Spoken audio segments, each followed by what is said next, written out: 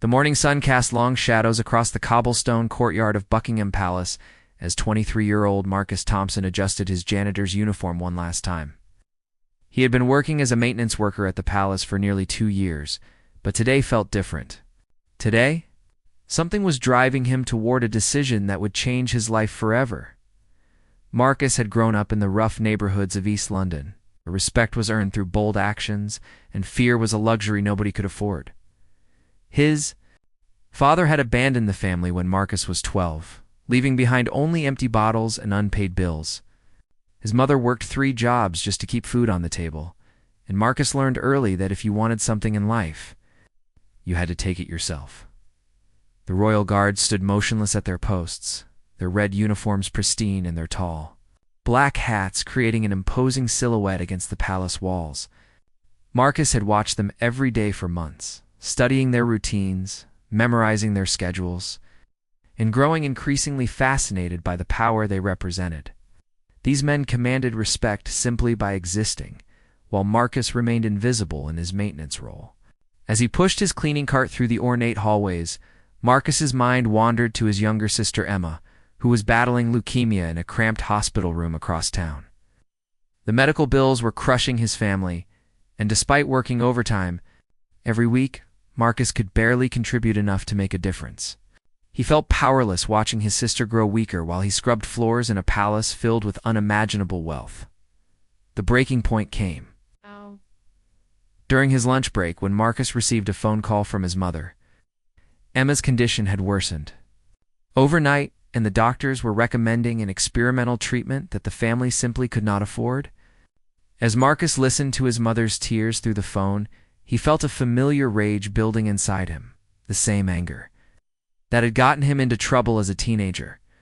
Walking back through the palace corridors, Marcus's eyes locked onto the ceremonial rifle carried by one of the guards stationed near the main entrance. The weapon was polished to perfection, its brass fittings gleaming in the afternoon light. In that moment, Marcus saw more than just a rifle. He saw a symbol of authority, power, and respect that had been denied to him his entire life. The guard, a stern-faced man in his 30s named Sergeant Williams, had barely acknowledged Marcus's existence during their brief encounters over the past 2 years. To the sergeant, Marcus was just another faceless worker, invisible and insignificant. This dismissive attitude had always bothered Marcus. Today it felt like a personal insult that demanded immediate action. As Marcus continued his cleaning duties, a dangerous plan began forming in his mind. He knew the guard shift changes, understood the layout of the palace better than most visitors, and had access to areas that regular tourists never saw. More importantly, he knew that security cameras had blind spots, and he had memorized every single one of them during his months of observation. The afternoon shift change was approaching, and Marcus knew this would be his only opportunity. His hands trembled slightly as he positioned his cleaning cart near the main entrance, pretending to polish the marble floors while keeping a close eye on Sergeant Williams. The guard stood perfectly still, his eyes focused straight ahead, completely unaware that his routine was being studied by someone planning the unthinkable. Marcus thought about his sister's pale face in that hospital bed, about his mother's desperate tears, and about a lifetime of being overlooked and underestimated. Today, he decided, would be the day that Marcus Thompson finally demanded the respect he felt he deserved. The consequences of his actions were the furthest thing from his mind as he prepared to cross a line that could never be uncrossed. The clock on the palace wall showed 3:15, and Marcus knew that in exactly 10 minutes, Sergeant Williams would be relieved by the next guard. Those 10 minutes would determine whether Marcus remained an invisible janitor forever or became someone whose name would be remembered. He took a deep breath, gripped his cleaning supplies tighter, and began walking toward the most heavily guarded entrance in all of England. Marcus approached Sergeant Williams with calculated casualness, his heart pounding so loudly he was certain the guard could hear it. The afternoon sun created perfect shadows near the entrance, and Marcus had positioned himself in one of the security camera blind spots he had discovered months earlier. His cleaning cart squeaked softly against the polished marble floor as he moved closer to the unsuspecting guard. Sergeant Williams maintained his rigid posture, his eyes fixed on the horizon as protocol demanded. The ceremonial rifle rested perfectly against his shoulder, its weight familiar after years of service. He had performed this duty hundreds of times before, and nothing in his training had prepared him for what was about to unfold in the next few. Marcus's plan was simple, but dangerous. During the shift change, there would be a brief moment when the guard's attention would be divided between the incoming and outgoing personnel. In that split second of distraction, Marcus intended to grab the rifle and demand to speak with someone in authority about his sister's medical situation. In his desperate mind, he believed that taking such a bold action would force the royal family to notice his family's plight and possibly offer assistance. As the clock struck 3:20, Marcus heard the familiar sound of boots marching across the courtyard. The relief guard was approaching right on schedule, his footsteps echoing off the palace walls in perfect military rhythm. Marcus positioned himself behind a large decorative pillar, watching as Sergeant Williams prepared for the formal changing of the guard, ceremony that occurred every few hours throughout the day. The incoming guard. Corporal Davies was a younger man with sharp features and an even sharper attention to detail. As he approached his position, he noticed Marcus standing nearby with his cleaning equipment. But like most palace staff, Marcus had become part of the background scenery that guards learned to ignore during their duties. Marcus waited until both guards were focused on their ceremonial exchange of positions. This was the moment he had been planning for weeks, the opportunity that might never come again. With adrenaline coursing through his veins, Marcus stepped out from behind the pillar and moved toward the guards with determined purpose. "Excuse me," Marcus called out, his voice cracking slightly from nervousness.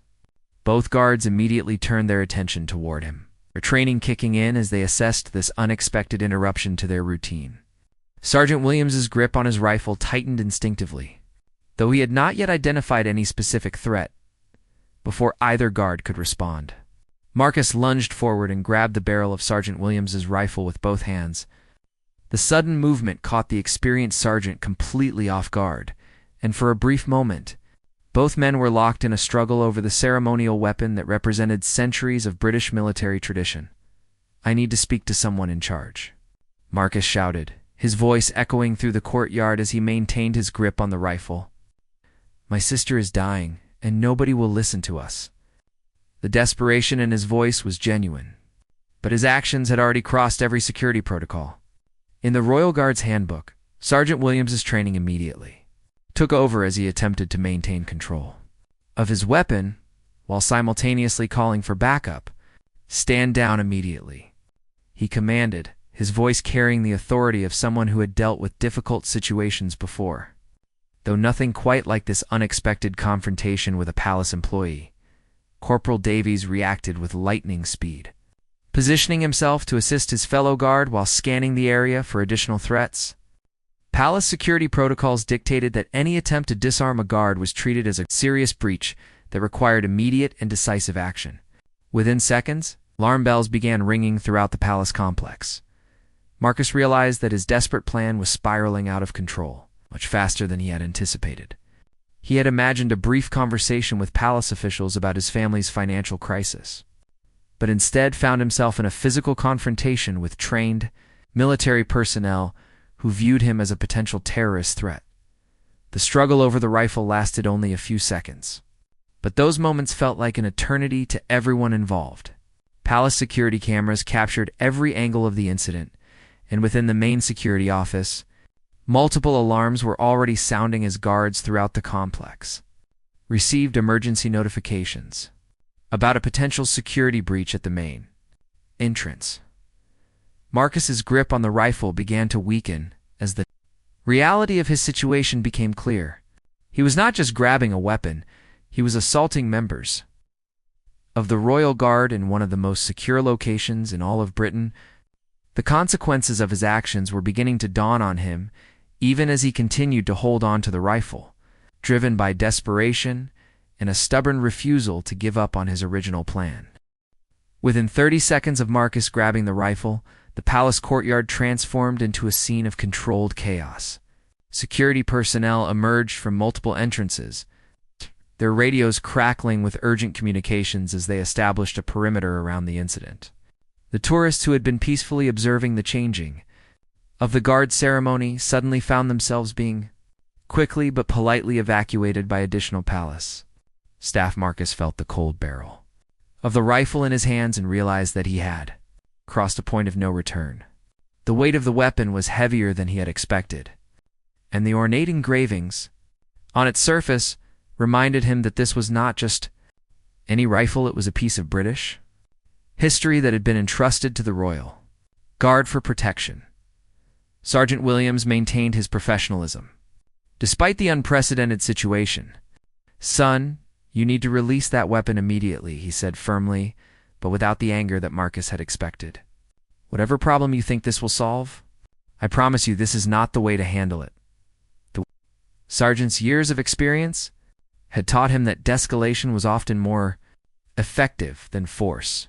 When dealing with desperate individuals, more guards arrived within minutes. But they maintained their distance, as instructed by their commanding officers who were monitoring the situation from the security center. Marcus found himself surrounded by some of the most elite security personnel in the world. Yet none of them had drawn weapons or made aggressive moves toward him. "Please just listen to me, Marcus," pleaded, his voice breaking with emotion. "My little sister Emma is only 8 years old now, and she's dying in a hospital room because we can't afford the treatment she needs. I clean these floors every day, I see all this wealth and luxury, and I just thought maybe someone here could help us." Tears began streaming down his face as the full weight of his desperate situation came clear to everyone present. Detective Inspector Sarah Collins, the head of palace security, arrived on scene and immediately assessed the situation. She had dealt with various security incidents during her 15-year career, but this was clearly different from the typical threats they encountered. Through her earpiece, she could hear updates about Marcus's background check, which revealed his clean employment record and the medical crisis his family was facing. "Marcus Thompson," Detective Collins called out, using his full name to establish a personal connection. "I'm Detective Inspector Collins, and I want you to know that we're listening to what you're saying about your sister. But holding that rifle is not going to help Emma, and it's certainly not going to help your family." Her tone was calm and authoritative without being threatening. The standoff continued as palace officials in the security center reviewed Marcus's employee file and contacted the hospital where his sister was being treated. What they discovered was a young man with no criminal record who had been working double shifts to help pay for his sister's medical expenses, often staying late to complete additional maintenance tasks without requesting overtime pay. Marcus's hands were shaking now, both from adrenaline and from the growing realization that his plan had been incredibly naive. The guards surrounding him were not the enemies he had imagined. They were professionals doing their job, and some of them were looking at him with something that resembled sympathy rather than anger. "I just wanted someone to notice us," Marcus whispered, his grip on the rifle loosening slightly. "Emma is such a good kid, and she never complains about being sick. She just lies in that hospital bed and asks me when she can come home. I didn't know what else to do." His voice was barely audible now, and several of the guards exchanged glances that suggested they were beginning to understand the human tragedy behind this security incident. Detective Collins took a careful step closer, her hands visible and empty. "Marcus, I have a daughter too, and I can only imagine how desperate you must feel watching your sister suffer. But if you give me that rifle right now, I promise you that we will sit down and talk about Emma's situation. There are proper channels for requesting assistance. And what you're doing right now is only going to make things worse for everyone you love." The sound of additional vehicles arriving in the distance reminded Marcus that his actions had set in motion a security response that was rapidly escalating beyond anything he had imagined. He could hear helicopters overhead and knew that his desperate attempt to help his sister had instead created a situation that might destroy his family's future entirely. Marcus looked around at the faces surrounding him and saw something he hadn't expected, understanding rather than hatred. Detective Collins continued speaking in her calm, measured voice, and slowly Marcus began to feel his desperate grip on the rifle loosening. The weight of the weapon suddenly felt unbearable, representing not power as he had imagined, but the crushing burden of his poor decisions? Okay, Marcus whispered, his voice barely audible above the sound of activity around the courtyard. I'll put it down. Just please don't forget about Emma. With trembling hands, he carefully lowered the rifle toward the ground, and Sergeant Williams immediately stepped forward to secure the weapon while maintaining a respectful distance from the young man who had just surrendered. The moment Marcus released the rifle, he collapsed to his knees on the cold marble floor, overwhelmed by the reality of what he had just done. The adrenaline that had carried him through the last few minutes was rapidly fading, leaving behind a crushing sense of failure and fear about what would happen next. Detective Collins approached slowly and knelt beside him, placing a gentle hand on his shoulder. You did the right thing by giving up the weapon, Marcus, she said quietly. Now we need to talk about what happens next. And more importantly, we need to talk about how we can help your sister. Her words were carefully chosen to reassure him that his surrender had been the beginning of a solution rather than the end of all hope. As Marcus was carefully escorted from the courtyard, palace officials were already making phone calls to various departments and charities associated with the royal family. His employee file painted a picture of a dedicated worker who had never caused any problems, and the medical records they obtained from the hospital confirmed the severity of his sister's condition and the financial strain it was placing on his family. Prince William, who had been briefed on the incident within minutes of its occurrence, made an unexpected decision that surprised even his security staff. Rather than treating this as a simple criminal matter, he requested a full report on Marcus's family situation and asked to be personally updated on any developments regarding the young man's sister. Marcus was taken to a secure room within the palace rather than being immediately transported to a police station. Detective Collins explained that while his actions had been serious and would have consequences, the royal family was known for their charitable work and might be willing to consider his sister's medical needs as a separate matter from his security breach. Dr. Patricia Hayes, the palace physician, was asked to review Emma's medical files and consult with the hospital staff about her treatment options. What she discovered was a little girl who was indeed fighting for her life, and whose family had been doing everything possible to afford the experimental treatments that offered the best chance of survival. Meanwhile, Marcus sat in the secure room with his head in his hands, alternating between relief that nobody had been hurt and terror about what his actions might mean for his future and his family's financial situation.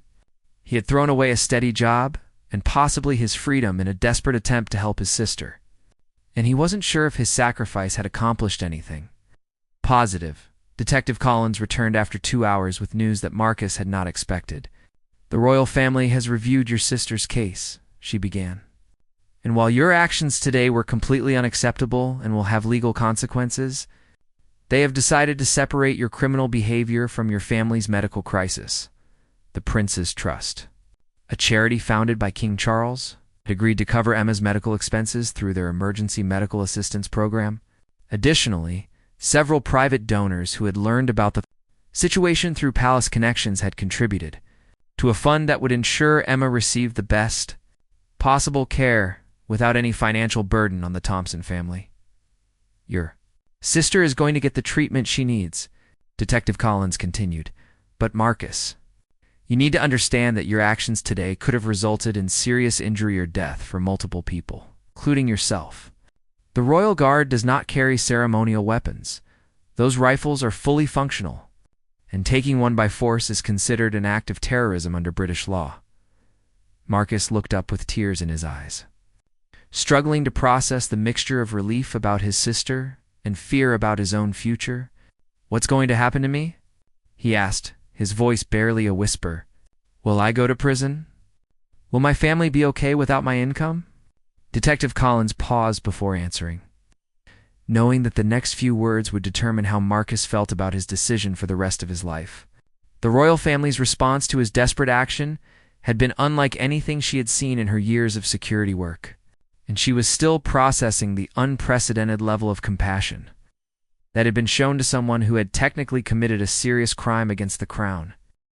Detective Collins took a deep breath before delivering news that would change Marcus's understanding of justice and compassion forever. Marcus, after extensive discussions with palace officials, the Crown Prosecution Service, and even members of the royal family themselves, a decision has been made regarding your case that is highly unusual given the circumstances. Marcus braced himself for the worst, expecting to hear about lengthy prison sentences and massive fines that would destroy any hope his family had of moving forward. Instead, Detective Collins pulled out a chair and sat across from him with an expression that was difficult to read. "You will be charged with attempted theft and breach of security," she began, causing Marcus's heart to sink. "However, given your clean record, your genuine remorse, and the extraordinary circumstances surrounding your family's situation, you will be sentenced to 2 years of community service and mandatory counseling sessions to help you develop better problem-solving strategies for difficult situations." The relief on Marcus's face was immediate, but Detective Collins held up her hand to indicate she wasn't finished speaking. "More importantly, the royal family has made arrangements that go far beyond just covering your sister's medical expenses. They have established a small scholarship fund that will ensure Emma receives the best education possible once she recovers. And they have arranged for your mother to receive job training that will lead to better paying employment." Marcus stared at her in disbelief, unable to comprehend how his desperate and dangerous actions had somehow resulted in more help than he had ever dared to hope for. "But why?" he asked, his voice filled with confusion. "I threatened them. I grabbed a weapon. I could have hurt someone. Why are they being so kind to us?" Detective Collins smiled for the first time since the incident began. "Because, Marcus, the royal family understands that sometimes good people make terrible decisions when they're desperate. Prince William specifically said that he could imagine making similar choices if one of his children was in Emma's situation. They don't condone what you did, but they recognize that your heart was in the right place." The next morning, Marcus was released into the custody of his mother, who had spent the entire night praying and worrying about both of her children. The local newspapers had picked up the story, but rather than portraying Marcus as a dangerous criminal, most of the coverage focused on the royal family's compassionate response to a family in crisis. Emma's new treatment began within a week, and the experimental therapy that had seemed financially impossible just days earlier was now being administered by some of the best pediatric oncologists in London. Marcus visited his sister every day after completing his community service hours, which involved working with other families facing medical crises. The irony was not lost on Marcus that his community service involved helping people in situations very similar to his own. But with proper resources and legal channels for seeking assistance, he learned about numerous charitable organizations and government programs that he had never known existed. Support systems that could have helped his family without requiring him to risk everything in a desperate gamble. Sergeant Williams, the guard whose rifle Marcus had grabbed, made an unexpected visit to the hospital where Emma was receiving treatment. He brought books and toys for the little girl, and he spoke privately with Marcus about the importance of finding legal ways to solve problems. "No matter how desperate the situation might seem, I've been a soldier for 15 years, Sergeant Williams told Marcus, and I've seen what happens when good people make bad choices under pressure. The key is learning from those mistakes and using that knowledge to help others avoid making similar ones." He handed Marcus a business card for a veterans support organization that helped families navigate medical crises and financial difficulties. Marcus's mother, Sarah, enrolled in the job training program that the royal family had arranged. Studying to become a certified medical administrator, the stable income and benefits that came with her new career meant that the Thompson family would never again face the kind of desperate financial, a situation that had driven Marcus to make such a dangerous decision as weeks turned into months. Emma's health continued to improve, and the experimental treatment proved to be remarkably successful. The little girl who had been dying in a hospital bed was now sitting up, laughing, and asking when she could go back to school. Marcus realized that his reckless action had somehow saved not just his sister's life, but his entire family's future. However, Marcus also understood that he had been incredibly fortunate in how events had unfolded, and that his story could easily have ended with tragedy for multiple families. The weight of that knowledge stayed with him as he completed his community service and began working toward rebuilding his life with a deeper, enduring understanding of both consequences and compassion. 2 years later, Marcus stood in the same palace courtyard, where his life had changed forever. But this time, he was there by invitation rather than as an employee or a security threat. Emma, now 10 years old and completely cancer-free, held his hand tightly as they waited to meet the very people whose lives he had disrupted with his desperate actions. The Thompson family had been invited to a private reception honoring individuals who had overcome significant challenges and were now using their experiences to help others. Marcus had spent his community service working with families facing medical crises, and his unique perspective as someone who had made dangerous choices out of desperation made him particularly effective at helping others find legal solutions to their problems. Prince William approached the family with a warm smile, immediately kneeling down to Emma's eye level. "You must be the famous Emma I've heard so much about," he said kindly. "I understand you're feeling much better these days." Emma giggled and nodded enthusiastically.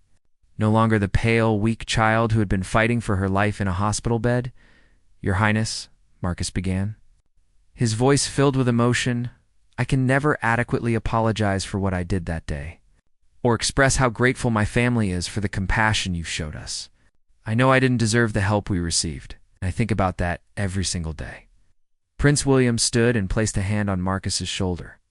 "Marcus, what you did was wrong and dangerous, but it came from a place of love for your sister. What matters now is how you've used that experience to help other families avoid making similar mistakes.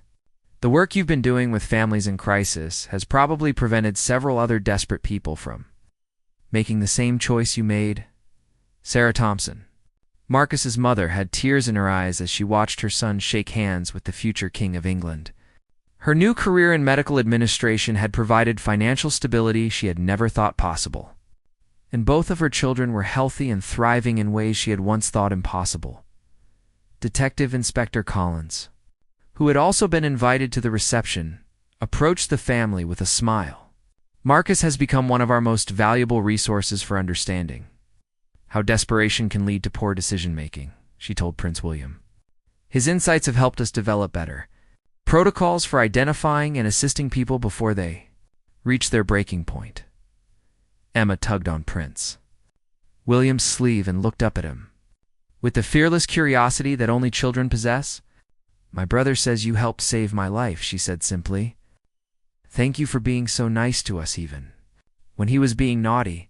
The adults around her couldn't help but laugh at her innocent but accurate summary of the situation. Marcus had completed his community service the previous month, but he had chosen to continue volunteering with the organizations that helped families navigate medical crises. His experience had taught him that there were legal resources available for almost every situation, but many people simply didn't know how to access them or were too proud to ask for help. Sergeant Williams, now promoted to company sergeant major, joined the group and greeted Marcus like an old friend. The two men had maintained contact throughout Marcus's community service, and the sergeant had become something of a mentor, helping Marcus understand how to channel his protective instincts in positive ways. "The young man who grabbed my rifle 2 years ago was desperate and scared," Sergeant Williams told the assembled group. "The man standing here today has learned how to turn that same passion for protecting his family into a force for helping others. That transformation is what true rehabilitation looks like." As the reception continued, Marcus reflected on how dramatically his life had changed since that terrifying afternoon in the palace courtyard. He had nearly destroyed his future and endangered multiple lives in a moment of desperation. But the compassionate response from the royal family had given him an opportunity to rebuild his life with purpose and meaning. Emma's medical team had declared her officially cured, with follow-up appointments scheduled only annually now, instead of weekly. The experimental treatment that had seemed impossible to afford had not only saved her life, but had also contributed to medical research that was helping other children with similar conditions around the world. Before leaving the palace, Marcus was given a framed photograph of himself, Emma, and Prince William from that day's reception. On the back, someone had written a simple message. Sometimes our worst mistakes can lead to our greatest opportunities for growth and service to others. Marcus carefully placed the photograph in his jacket pocket and took one last look around the courtyard where his desperate gamble had somehow led to salvation. For his entire family, he understood now that his story was not really about getting away with a crime, but about how compassion and second chances could transform lives in ways that punishment alone never could. As the Thompson family walked away from Buckingham Palace that day, they carried with them not just gratitude for the help they had received, but a deep understanding of how powerful it could be when people chose to respond to desperation with kindness rather than simply with justice. Marcus's story had become a testament to the possibility of redemption, even in the most unlikely circumstances.